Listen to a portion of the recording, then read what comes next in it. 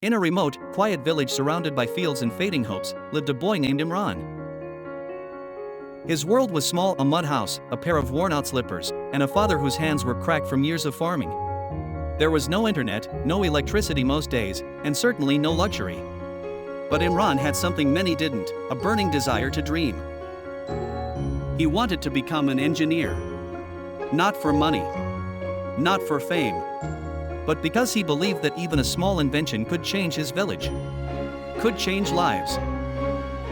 Every day began before sunrise.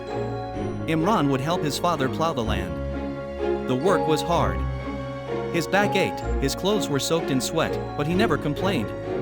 After working in the field, he would walk 5 kilometers to a government school barefoot, carrying a bag held together by threads and hope. His classmates didn't understand him.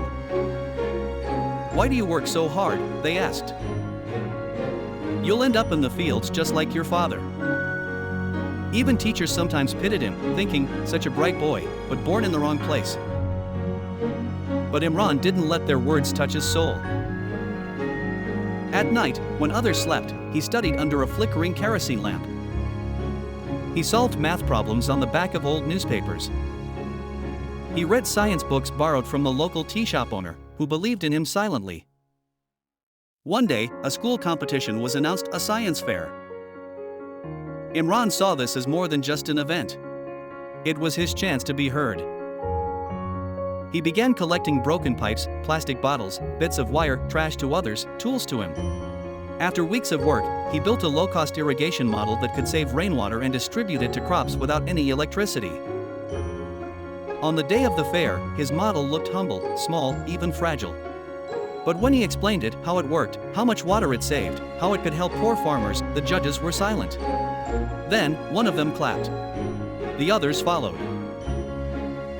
A local journalist, touched by the boy's story, wrote an article about Imran. The boy who wanted to build a better future. That article reached a scholarship foundation in the city. And a month later, a letter arrived at Imran's house. It had just one line that changed everything. "You've been selected. Full scholarship. Come to the city." Tears rolled down his father's cheeks. Not because he understood what an engineering college meant, but because for the first time, he saw his son step beyond the limits of poverty. Years passed. Imran graduated with honors. He worked for a top multinational company, traveled across cities, and saw the world he had once only read about. But he never forgot where he came from. He returned to his village. With his first salary, he repaired the broken roads. He helped build a proper irrigation system for farmers.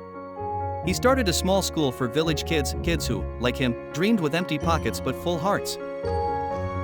One day, a journalist came to interview him and asked, "Imran, how did you do it? What kept you going when everything seemed impossible?" Imran looked at the kids running around in the school he built. He smiled and said, "Everyone told me dreams are for the rich. But I've learned something else: dreams don't belong to the rich or the poor. Dreams belong to those who believe, even when no one else does."